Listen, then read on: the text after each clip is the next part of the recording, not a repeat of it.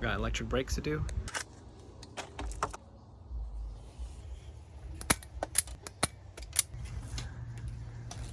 Let's make this happen.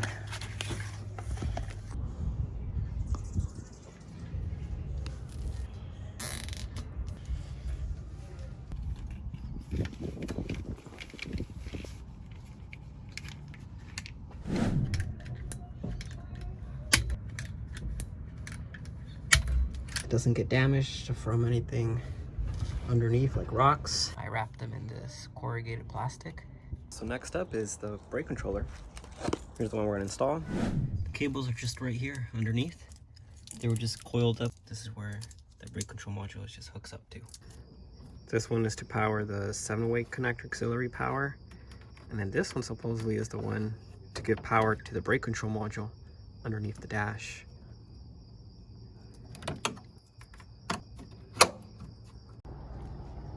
I got my camera and kind of just playing around with where this is gonna go, and I figured right about here between the 3 top lights, I drilled them 2 little pilot holes, and I'm gonna run the wire through a little cutout through there so I can tap into the wires. I'm gonna put some of the sealant between the little rubber gasket that I have.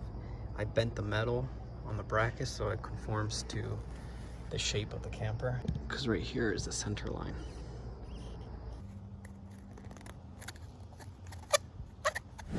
When we brought the trailer home, this cable was just too short. It was just enough to connect, but when you would make the turns, it would actually pull off. So I got another one, and this one has a junction box. Thinking this is a good spot. It's out of the way.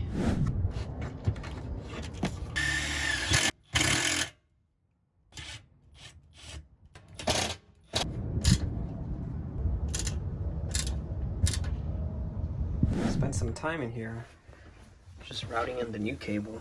So I have it coming in through there. It just routes. And then here I have the connections wrapped around. I have all this clear space now. Before I used to go in all around like that. And now the new one is much longer. I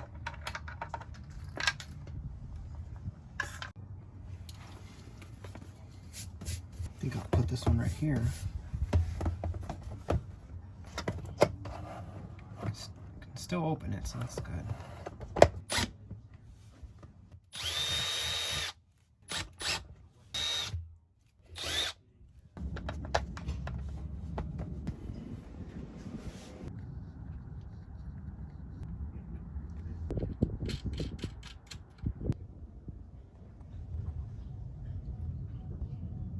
So I just put a little zip tie in here of the grommet, and now I just have to align all of these to be in position.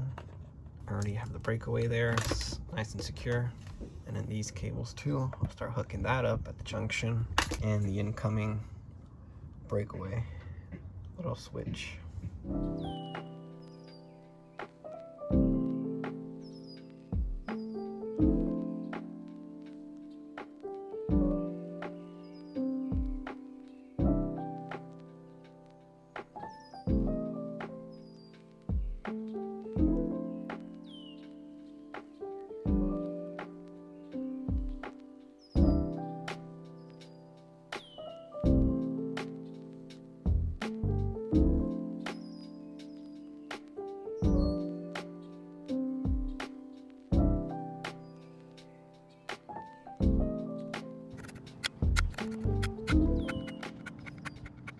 Everything's torqued down.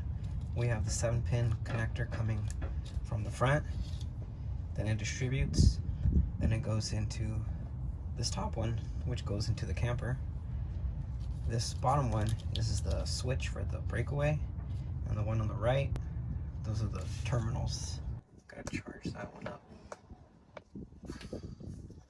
Pretty nice. We took the camper out for its first outing, and on the next morning we set up some cones just to get some practice in.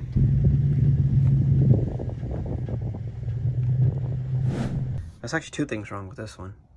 The first one is that this bracket, it should be like that. This one should also be facing the same angle. That way the equalizer has room to actually swing. And then secondly, the bottom spring should not be the same length as the top one. And this one is, apparently. Might have been already replaced. But this bottom spring comes too far out and actually ends up hitting the equalizer. You can see it rubbing right there.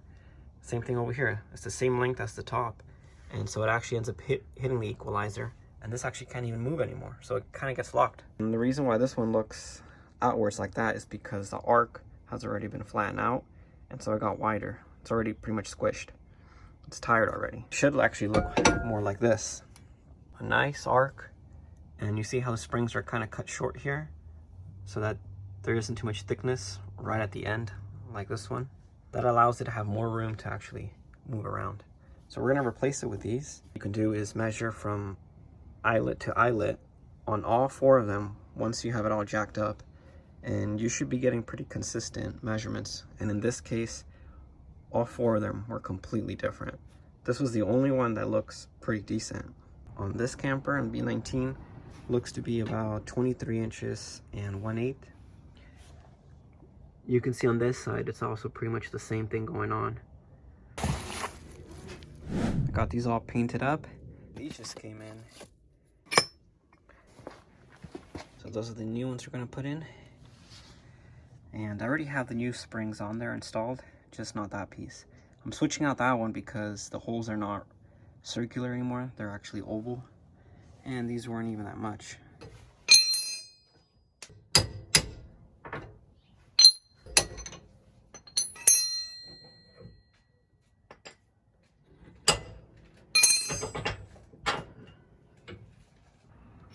Yep, they're pretty spot on.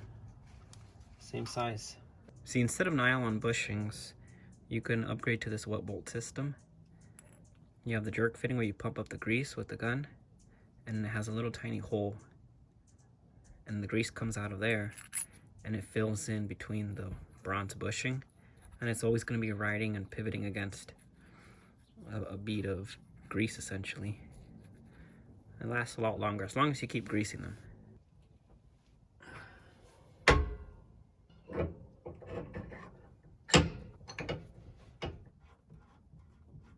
Like this looks a lot better. Got the spare tire installed, brand new. Still have to paint the rim, we'll get to that. And now install this back on. Just gotta weld it, but look at that, super rusty. And the bumper, I mean, it has some hard spots. So we're just gonna clean it up. I'm gonna use some matte acid and some Scotch-Brite. I had to cut this off when I removed the shell off of the frame. And now I just gotta weld it back on.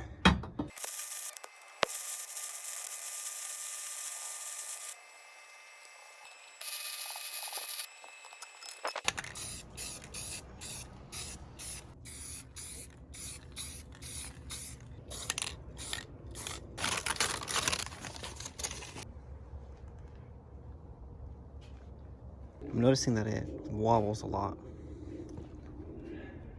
And that's just gonna stress out the connection point. I think it's just gonna break off eventually on the road.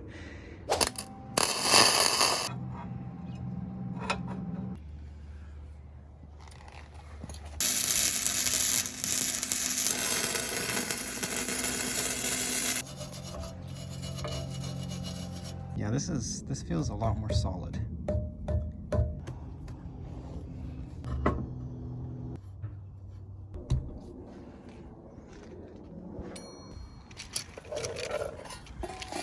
I removed this because after our first outing, this thing broke off.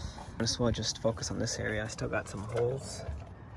And then I'm gonna sand these off that are a little discolored. The gel coat that I matched over there is way better. You can't even tell this has a blue hue. And then I'm just gonna finish up doing this one. That one turned out pretty good. So I'll finish up this and really just make this disappear. I have a whole bunch of acetone. Let's see how it works.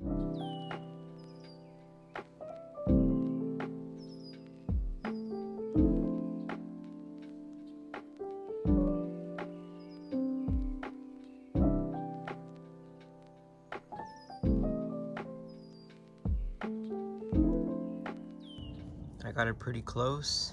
It's nice and smooth now. Just gotta fill in with some more gel coat. And I started cleaning, but don't get mad. Don't panic. This is what was underneath. Look how messed up this whole area looks. I already started removing all that was on here, all the spray paint. But as I got further down, it was, you know, obvious that there was some kind of automotive filler. And then once I got to this area, I started realizing how thick it was. I chipped at it, and next thing you know, I revealed what they try to cover up. It wasn't really a good approach here because they're just putting the resin and fiberglass over gel coat. That's not how you should do it. So I'm just gonna fix this up because this looks totally ugly. It's getting there, but it's a lot of work. I can tell that I got scraped here from the gel coat. It's broken there and all of this area and underneath.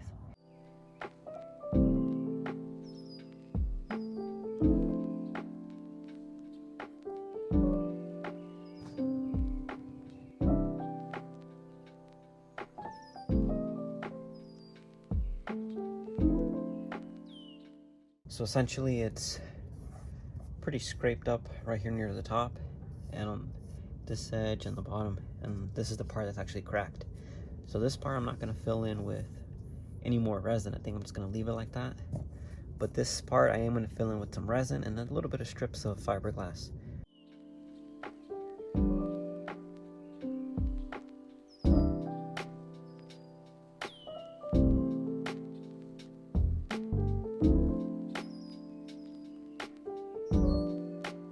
Here we are the next day. This has cured a little bit and we just have to start sanding again to remove the excess that went over onto the gel coat. Get it nice and flat so it conforms to the shape.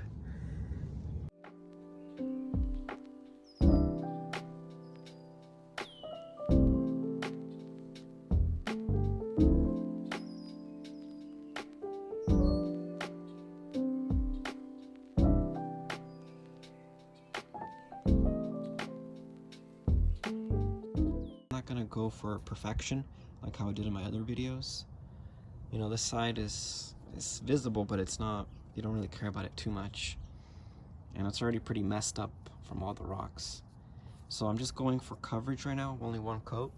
I'm using up the last remaining gel coat that I have pre-mixed from my other videos, and that's all I have. It's about like 1 ounce. The color's pretty good, so I think if I just do one coat and just do this whole entire area, I think it's gonna look a lot better.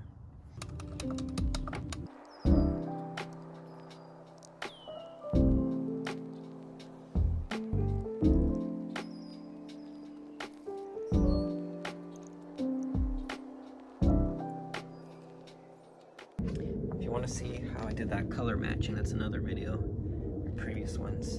Same color, and that's repaired. This is the propane cover, and we're gonna restore this as well. Everything's coming apart. We're just gonna buff it up and just kind of transform it to make it look all shiny and brand new.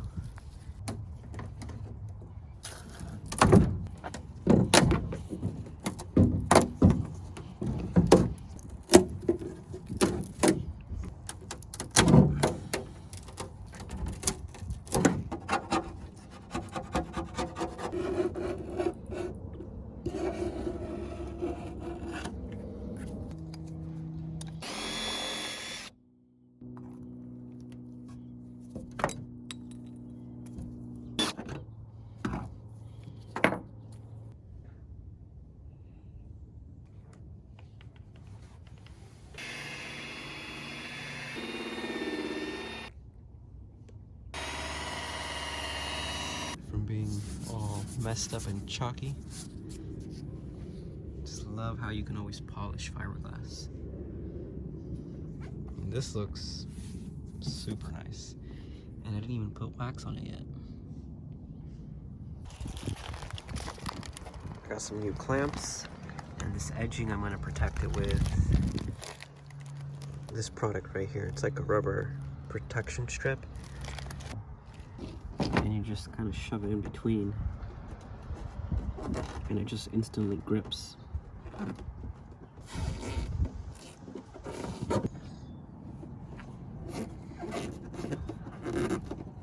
Pretty cool stuff to work with, actually. I like this. Makes it have such a nice look. See, I just cut a little piece off, and there you can see the metal. But it's in sections, so you can cut in between.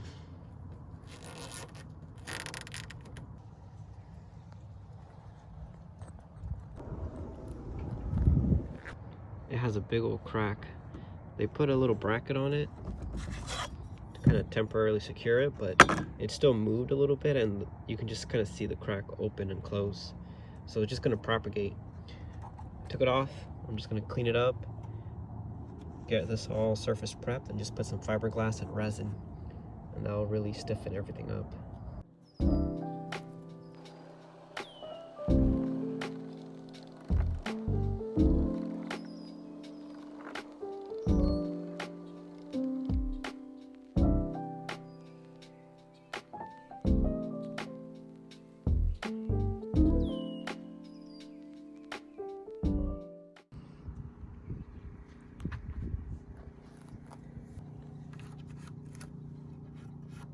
If you're going to be sanding fiberglass, you got to make sure you wear good protection.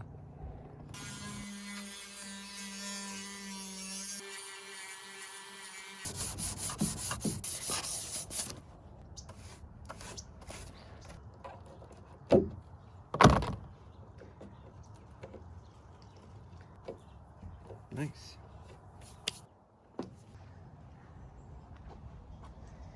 Let's do these brackets. I re-welded what broke off, so that should be good to go now. I can put it back on. Got some new chain, and got a little cord there. This one is just a little too long. It's like really long.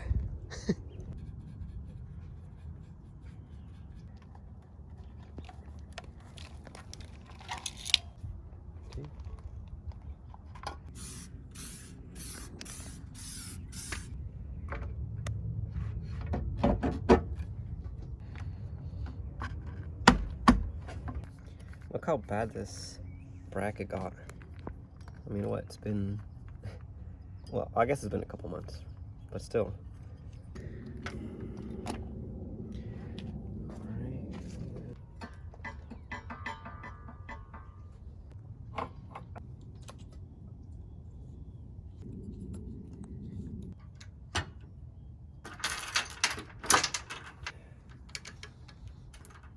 I'm gonna give these a try. And plus, these two holes are actually already there. But instead of just using this against the fiberglass, I just think that's gonna create some cracks in the gel coat. So I used this flat bar aluminum thickness little plate, cut up a whole bunch of pieces with a hacksaw, and then I just kind of file down the edges. Use some sandpaper to get them all smooth and nice to the touch. And so these are gonna go like so.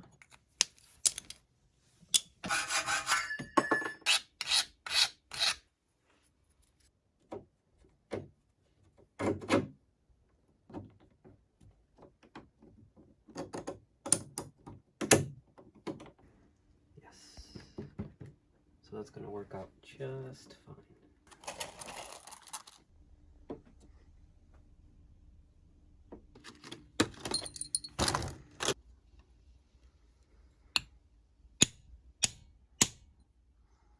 There you go.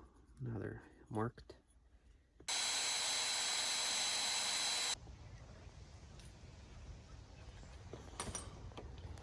Putting some of this rubber and then some rivets.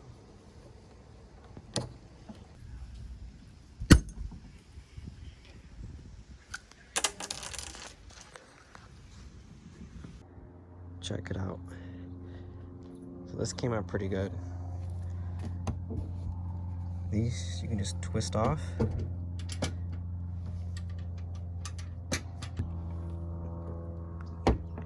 And then it just pops up like that.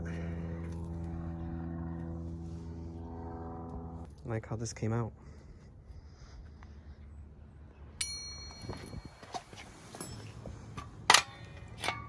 So these jacks are pretty cool because they're really easy to deploy.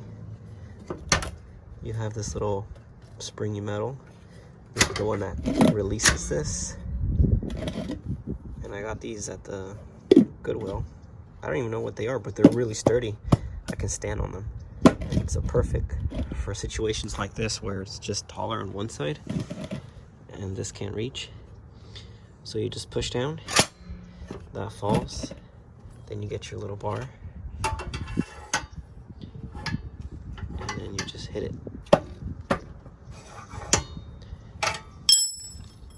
And see, that's sturdy.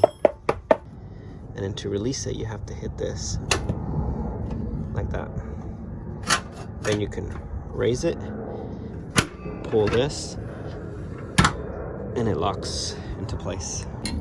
But the situation here is different.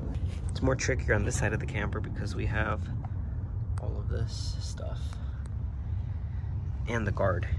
Oh, and then my dad helped me install these new valves. Cut these up and weld a little frame.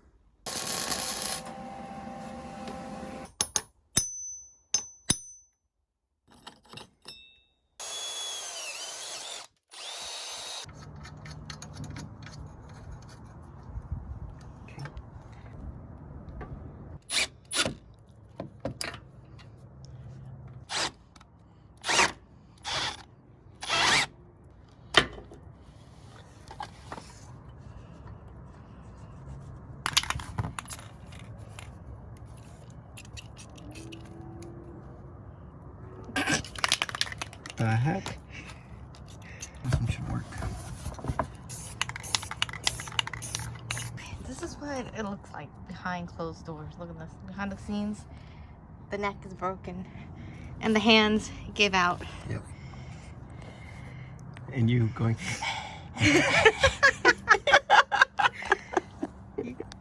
you going...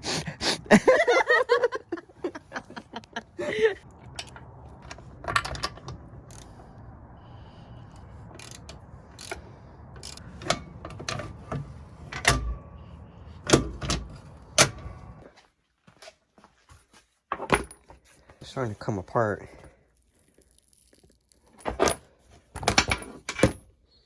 My dad has this extra mud flap from his 18-wheeler, so I'm gonna just use that.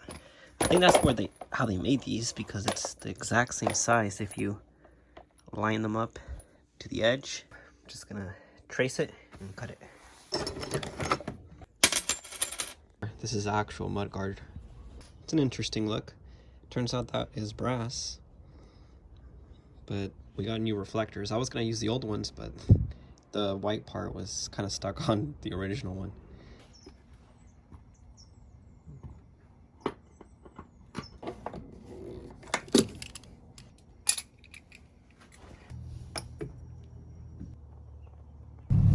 Arriving.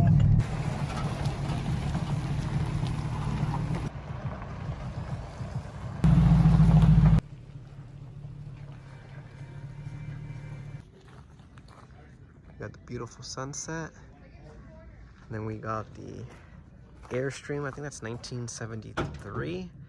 We got the Black Label. I think that's 2023, and then you got the Bigfoot 1985.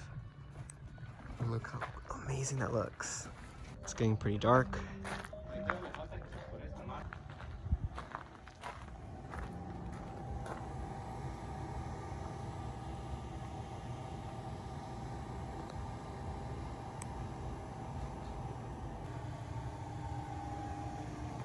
Took a while, but we got the furnace to turn on.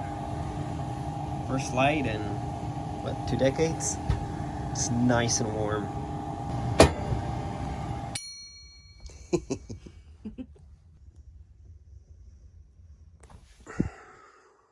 That worked so beautifully. Here's the thermostat.